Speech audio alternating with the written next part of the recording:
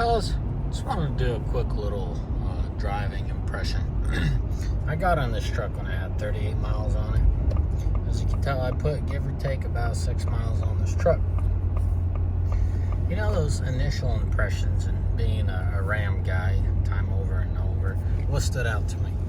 A few things stood out to me. This truck needs to get some fine tuning. When you're quick with the pedal, it's not necessarily lost, but it's very rough. So the tranny either get in and out of gear hard, or it'll drop the power hard and kind of shocks the powertrain. That's what I mean by it needs to be refined. Steering wheel is heavy. I'm not used to that. Ram steering wheel is lighter. GMC steering wheel is a lot lighter. This thing makes you work. It's not, it's not a deal breaker or anything by any means, but it's kind of annoying, Being a 23, should have a little bit lighter steering wheel. Reminds me of my 02 Dodge. Now, as far as power, this V8 still doesn't have the low end pickup like the Cummins, but I expected that. But man, does it have a strong mid and high end. I mean, 2,000 RPM is a good, at 2,000 RPM, this thing flies. You roll into a 2,000, she just picks up and goes. Now, if you try to keep the transmission, or excuse me, if you try to prevent the transmission from downshifting, so you slow the throttle and you're rolling into it, it just does not pick up the way it's supposed to pick up. So I'm not necessarily a complaint. 1,200 foot-pounds, you definitely don't get it on low end like I thought, just maybe. Anyways, we'll just leave it at that. Now, two things that stood out to me, remind me a lot of my Cummins, is I was going to say tow haul, not a tow haul, exhaust brake and the infotainment. Here, I'll show you what I mean. Park this thing real quick. Alrighty. I like the gear lever. It is smooth, it's precise, and they definitely did it right with that lever.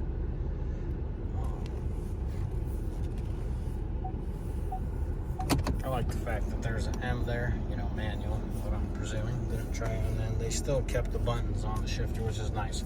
Ram really screwed up by putting them here. Anyway, so if you look at this, right, that was manual. Okay, so you got your manual full on, and then you got your auto, and then nothing. So that part reminded me about the Ram. Something else reminded me about the Ram is the gauges. Let's just enter those, right?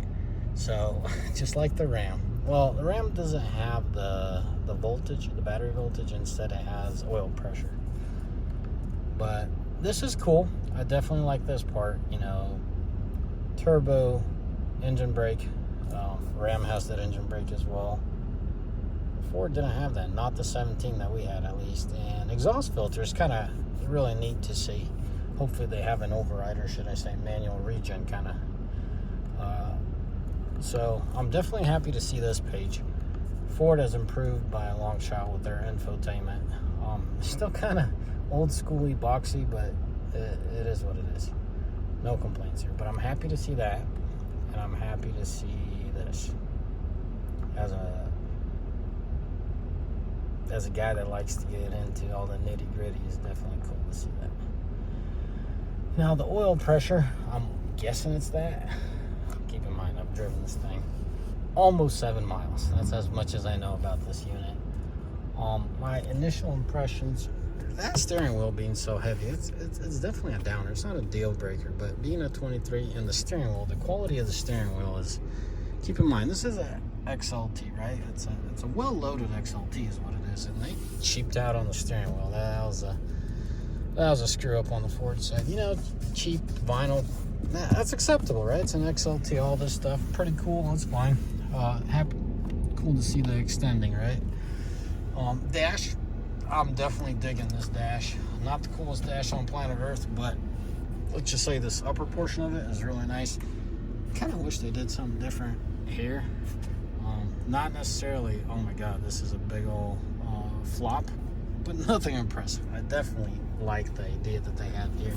You know, a little bit of room up here. Overall, being a Ford, sorry Ford guys, it's not bad. It's definitely not bad. It's functional. This is borderline.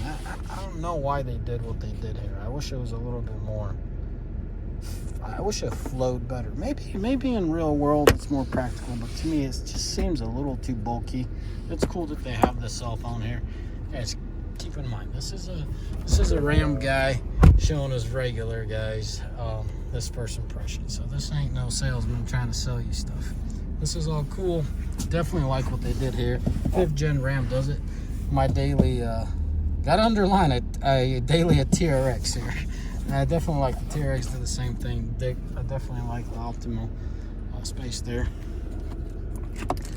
I'll go into this because for some people this is a big thing, you know what I mean? On a daily when you have to work with certain things. Teach their own. This is not a safe, but if you had to leave a precious tool in there for a short period of time, I think it would be safe to just kind of lock it. I know it's not a legitimate lock down there, but it is what it is. Overall, what are my impressions? Roughly, I have not been let down. Funny as I say, this Ford has not let me down, but it has not awed me. The big question, the main reason why I bought this truck, 1,200 pounds of torque. Can you feel them? Oh yeah. When this thing is close to 2,000 RPM and you roll into it, by golly, does this thing rip. Oh, the exhaust brake. A lot of you guys are curious about this. Is the exhaust brake better? Yes. Is it going to compete with the Cummins? No. No. Once again, same thing. On low end is where it just kind of, it's there. You could hear it. You could feel it. But it's nothing like the Cummins. Now, mid and high end, because I put it in tow haul, there's definitely something to be said there. Another thing I'm thinking, just like I'm suspecting the torque, and don't get this idea that it's short on torque. I'm guessing this thing even has more when the computer feels resistance, and it's more like torque on demand, if you call it that. I'm guessing might be the same thing with the exhaust brake. The exhaust brake might be kicking in harder as it's feeling the truck getting pushed harder. But definitely an improvement. Now it's somewhere between the Cummins 6.7 and what Ford used to be. They're halfway there. How about that? I'll give them that. I'll stay positive.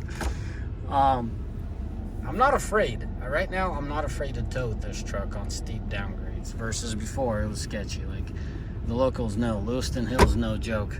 And then Hell's Canyon, a little past that, is no joke as well. And you definitely need, I mean, anyone towing knows that you need your exhaust brake. That's a lifesaver. Anyways, fellas, I'm going to wrap it up, go do some paperwork, and, yeah, see what we can come down on and get it all squared away. As always, may the Lord bless you. May y'all mighty fine day. And this sound system is fancy and all, but is it good? Yes. Does it compete with the sound system I have in my TRX? No. So begs to ask the question, is my Platinum or my Limited that I ordered, is it going to have the sound system? If my Limited has the sound system, I am not going to be happy with it, given the fact it's Limited, right? But for a working truck, this sound system's just fine. I'll look in the paperwork, and later videos I'll update you how much that cost me. I built probably 5 of these work trucks and 2 Limited, so quite frankly, when this truck was pulling up, I wasn't even sure which one I really went with, because it's been a while, and it was definitely a quick order. I just wanted to check out the 1,200 pounds of torque, really. So, as always, fellas, may the Lord bless you. May y'all have a mighty fine day, and hopefully the next video is going to be me towing with this truck.